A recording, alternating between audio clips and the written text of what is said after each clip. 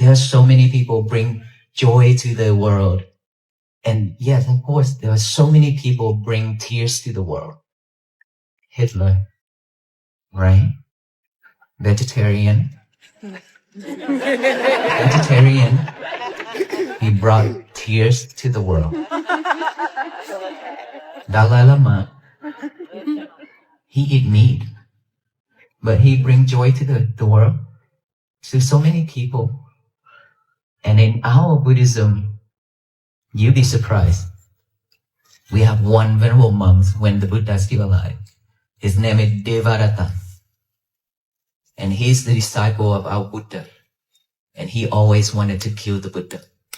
He's vegetarian. And he asked the Buddha for all the venerable monks who eat to be vegetarian.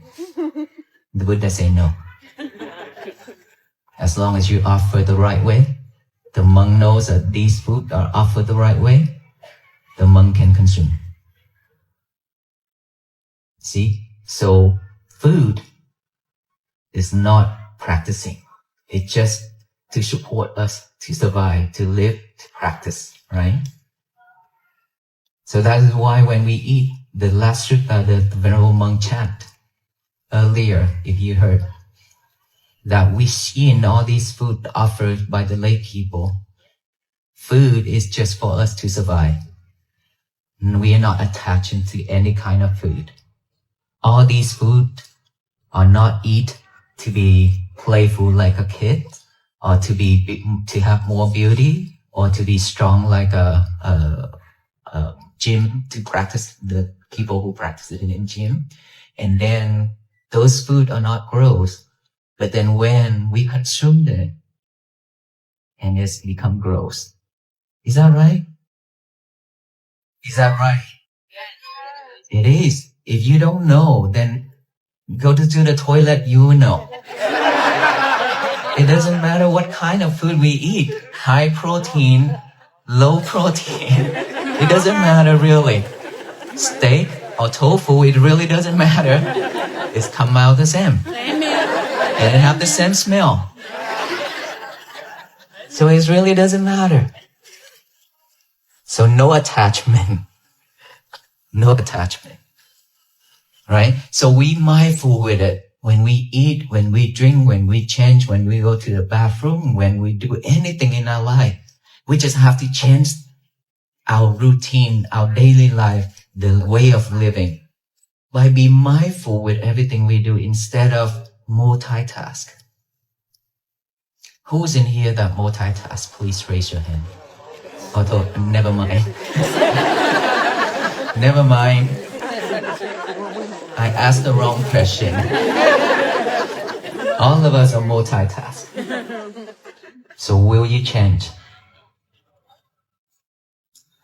In this year of 2026, will you change yourself not to be multitask anymore? I can promise you that even you multitask, you cannot chase after the world. It goes so fast. It's moving quick and fast, like Fast and Furious, right? We cannot chase after it. So don't slow down. What we really need in this world right now, just slow down. If we can't slow down, we're gonna be suffer. And when we slow down, these days, you have seen the monks walk. You really slow down and stop for the monks. Look at the monk. That is when you come back to yourself. That is when you pause and stop. That is when you come back within to feel it. And that is when it touches your heart. That is when your tears come out. We barely have this moment in our life because we've been too busy chasing. And the more we chase, the suffer we are. And now if we realize that, the more we chase, the more we react, the more we let the other people, the materials to control us, we suffer a lot. And people who love to control the people in this world, they enjoy that. They create a lot of things, they make a lot of things, and we attach to all those. They enjoy it because we support them. But we didn't realize that we suffer when we support all those. We totally forgot ourselves. Our inner child's been crying and asking for help for so much and so long, and we still abandon it. We still ignoring it. We keep on feeding this physical body with all kind of materials, while our inner child, which is our mind, is asking for food, is hungry, starving, but we didn't feed them, which is wisdom, mindfulness, loving kindness, compassion. Our inner child needs those food.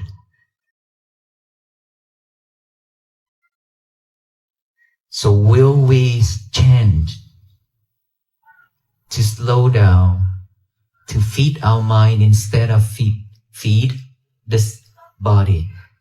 Of course, we need to take care of this body, but we've been taken care of really good already.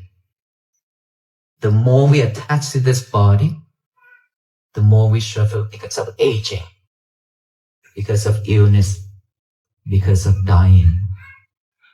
All beings will suffer with this, born, aging, illness, dying. We all suffer with this. The tears that we have shed for our loved ones is much more than the water in the oceans. If it's comparable, it's much more than the water in the ocean in its world. That's how much tears we have that we've been crying for our loved one who passed away. So long, so much. Just look around with us, look within our family. How many times have we cried for our loved one who passed away already? And how many times that we have to cry for the person who left us, who said, I love you, and then at the end, they still leave us.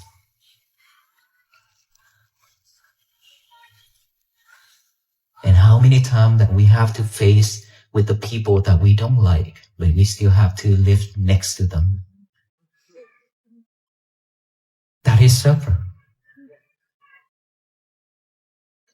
But we cannot run away. There's nowhere to hide in this world. Even if we have supernatural power, we cannot fly to the sky or go deep down into the earth. We still cannot hide when our karma is ripened. It will come and find us, regardless where we are and what we are. So let us all work together in this year of 2026 to change ourselves to be a better person, to have a better life, to live without sufferings, without letting people to trigger us, control us. And the toxic people always love to control us. And they always love it when we react. Mm-hmm. When they do something, when they say something, when we react, they love it. They love it so much. Just like when they trying to tickle us. We laugh when they tickle us, when we will laugh, right? Laugh hard. But in a suffer way. They also crack up, they will also laugh, but in an enjoyable way. Because they make us suffer. Yes. And we fall for that. In this life, it's like that. We deserve better. Not this way. And in this life, no one can help us except ourselves. If we want to have a house, we have to go to work, clock in and clock out. We have to work really hard to earn. After that, we have to go look for the house, the right one that we love, we like. And then we have to do the paperwork and then make payment. Sometimes we missed it, or sometimes they terminate the contract. We have to look for another one. It's difficult to get a house. It's not that simple that money just falling off from the sky for us, right? Same thing. In this life, we work really hard for our life to have a peaceful moment. But yes, we let people control, and we are so easy for the people to trigger us, to make us suffer. Well, I can tell you that no one in this world can make us suffer, can mess our days up, except ourselves. We are the only person. But why we always suffer when people make us suffer? They are not the one who make us suffer. We are the one. It's because we react. We react. That is why we suffer. Let's say our husband says something when we have dinner together.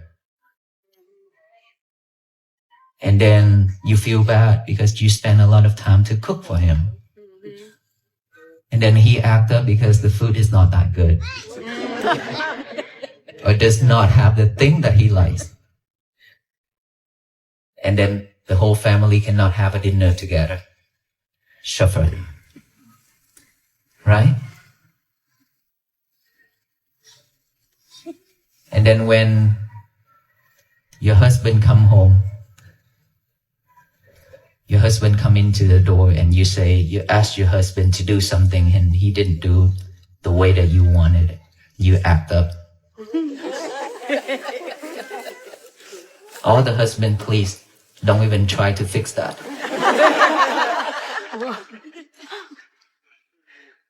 Of course you have to. You have to fix it. Get a cup of water, okay? Cool her down. After that, sit down and talk in a nice way. If in our family does not have that kind of peace, there will be no peace in this world. Will be no peace in this world. Even if today, for example, we have the whole country coming out for this mission, but we cannot have peace in our family, there will be no peace in this country, there will be no peace in this world whatsoever.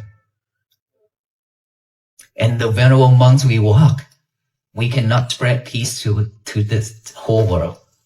We simply just walk to be mindful, to practice, to share our message and share the key with all of you. And so you have to work on your own. Like I say, we have to go work to buy a house. We bring you the key, the message. You have to work with it to have peace for yourself and your family. That is when and how peace can begin. We have to start to have peace in our small world first. Inside of this body, we have one world. In our family, we call another world. And then this whole world, the biggest, our inner world, gotta have peace first, no matter what. Because we always talk. If we don't talk verbally, we still talk in our thoughts, our thinking. That's not peace. And so we have to purify our mind by practicing mindfulness every day. Be mindful and do not multitask anymore.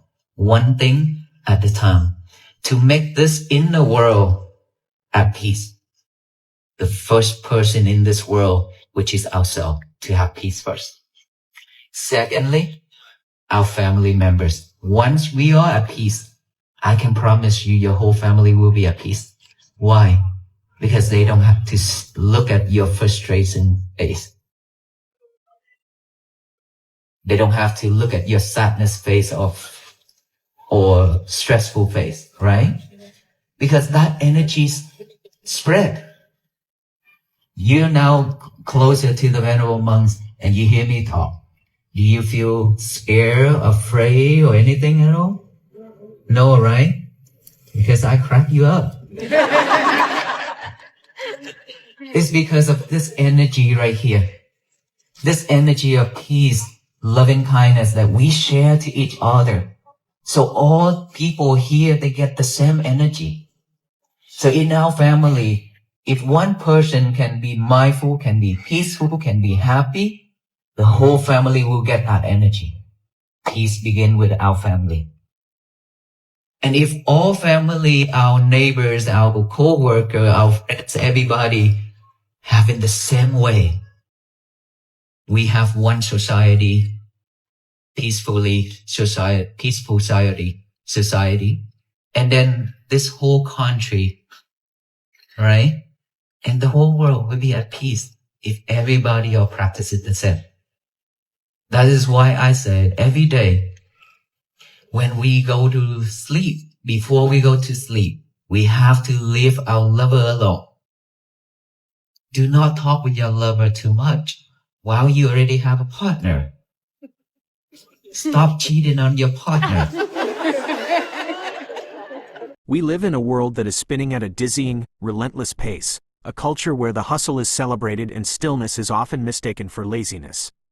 From the moment our morning alarms pierce the quiet, we are off to the races, chasing after milestones, chasing after success, chasing after a vague notion of happiness that always seems just slightly out of reach. We are caught in a fast and furious current, swept up in the modern religion of multitasking, believing that if we can simply do more, acquire more, and move faster, we will finally arrive at peace. But what if the very act of chasing is what keeps us exhausted? This is the profound invitation offered by Venerable Bhikkhu Panikkara, a gentle but piercing reminder that true peace is never found by running faster. It is found by having the courage to stop. When we witness the quiet, deliberate steps of a monk on a walk for peace, something deep within us is arrested. We are forced to pause our cars, pause our frantic rushing, and simply look. In that rare, unscripted moment of slowing down, the noise of the world fades, and we are suddenly brought face to face with our own hearts. It is often in these unexpected pauses that our eyes well with tears, because we are finally returning home to ourselves after being away for so long. This return to ourselves requires us to strip away the superficial layers and rigid labels we so often rely on to define our worth and our spiritual purity. In our modern quest for wellness, it is incredibly easy to become hyper-fixated on external rules, what we wear, how we present ourselves, and especially what we consume. We attach profound moral weight to our diets, believing that eating the perfect organic meal or adhering strictly to a specific lifestyle makes us inherently better or more peaceful people. Yet, history and human nature reveal a much more complex reality. Consider the jarring but undeniable historical truth that some figures who strictly adhered to vegetarianism, like Hitler, brought unimaginable tears and suffering to the world, while deeply revered spiritual teachers, like the Dalai Lama, may consume meat yet radiate immense joy and loving kindness to millions. The food on our plates is simply a tool, a necessary sustenance provided by the earth to help our physical bodies survive so that we can practice living well. When we attach our egos to these external things, obsessing over them to make ourselves look beautiful, strong, or morally superior, we lose the plot entirely. The materials we take in are not what make us pure. It is the mindfulness and intention with which we live our daily lives that matters. When we consume without attachment, honoring the simple fact that we are just fueling our journey, we free ourselves from the heavy, restrictive burden of judgment. Yet, freeing ourselves from judgment is only possible if we are willing to break our addiction to constant distraction. How many of us proudly wear the badge of the multitasker, believing we are mastering our environment by splitting our attention into a dozen fragmented pieces? The uncomfortable truth is that even our most frantic multitasking cannot outpace the speed of a world that is constantly shifting. When we eat while scrolling through our phones, drink our coffee while drafting emails, and have conversations while our minds are miles away, we are entirely absent from our own lives. We must consciously choose to change this routine. By doing one thing at a time, eating when we eat, walking when we walk, resting when we rest, we gently pull ourselves out of the chaotic current of the future and the past. Slowing down is not a luxury, it is a vital necessity for our survival. If we refuse to slow down, we guarantee our own suffering, surrendering our power to the endless demands of society and the toxic cycles of consumption that thrive on our exhaustion. To slow down is an act of profound rebellion and self-love. The reason we are so deeply afraid to slow down, however, is that stillness forces us to confront a poignant, often painful reality. We have been fiercely neglecting our own inner child. For years, perhaps decades, we have poured our energy into feeding our physical bodies. We buy the right clothes, secure the safest homes, and invest in gym memberships to keep our muscles strong and our outward appearance intact. We do all of this while ignoring the quiet, persistent cries of our own minds. Our inner child, our deepest, truest self, is starving. It is not hungry for more material possessions or social validation. It is desperately hungry for wisdom, for mindfulness, for compassion, and for loving kindness. When we continually abandon this inner landscape to chase external validation, we leave ourselves hollow. The journey to peace requires us to pivot our attention inward and finally offer ourselves the spiritual nourishment we have been withholding. It is a commitment to tenderly feed our minds with the same dedication we use to feed our physical bodies, recognizing that true vitality comes not from a sculpted physique, but from a nourished, awakened heart. As we begin to tend to our neglected inner world, we inevitably come face to face with the profound vulnerabilities of the human experience. We have invested so much in this physical body, attaching our identities to its youth and vitality, but the unbending truth of our existence is that we are all subject to aging, illness, and ultimately, death. This shared vulnerability is the great equalizer of humanity. If we were to gather all the tears we have shed over lifetimes for the loved ones we have lost, the people who have left us, and the painful goodbyes we have endured, that ocean of grief would vastly outmeasure the waters covering the earth. We have all wept when love was promised and then retracted, and we have all felt the heavy ache of having to coexist with people who challenge or hurt us. This suffering is not a personal failure, it is the universal fabric of human life. There is nowhere to run and nowhere to hide from the natural cycles of loss and the consequences of our shared existence. But when we stop trying to fly into the sky or burrow into the earth to escape our pain, and instead gently accept the reality of our shared tears, we cultivate a profound, grounding compassion for ourselves and for every other struggling being we encounter. This deep compassion becomes our greatest shield against the inevitable friction of daily life, particularly when dealing with the actions of others. It is incredibly easy to feel that other people are the architects of our misery. We encounter toxic individuals who seem to delight in poking at our insecurities, enjoying the spectacle of our frustration just as someone might sadistically enjoy tickling us until it hurts. We fall into these traps daily, allowing a careless comment from a spouse over a lovingly cooked dinner to ruin the entire evening, or letting a minor misunderstanding at the front door escalate into a screaming match that shatters the sanctuary of our home. But the transformative truth of mindfulness is this: no one in this entire world has the power to mess up our day or make us suffer without our active consent. They may provide the trigger, but we alone own the reaction. When we react with anger or despair, we are handing over the remote control of our emotional state to someone else. Reclaiming our peace means recognizing the sacred pause between someone else's action and our own response. We deserve better than to be emotional puppets strung along by the unpredictable moods of the world. We must become the fiercely protective guardians of our own inner calm. Ultimately, the architecture of a peaceful world is built entirely from the inside out, through deliberate, unglamorous, and consistent hard work. If you want to buy a beautiful house, you understand that it requires waking up, going to work, saving diligently, navigating endless paperwork, and persisting through rejections until the keys are finally in your hand. Inner peace demands no less of an investment. Spiritual teachers and walking monks can hand us the keys of wisdom, but we alone must do the heavy lifting of walking through the door. We must begin by cultivating a sanctuary of peace within the solitary world of our own body and mind. Once we purify our own thoughts and refuse to broadcast the heavy, stressful energy of our own frustrations, that hard-won peace naturally bleeds into the second world, our family. A calm presence is contagious. It disarms tension and allows our loved ones to breathe deeply in our presence.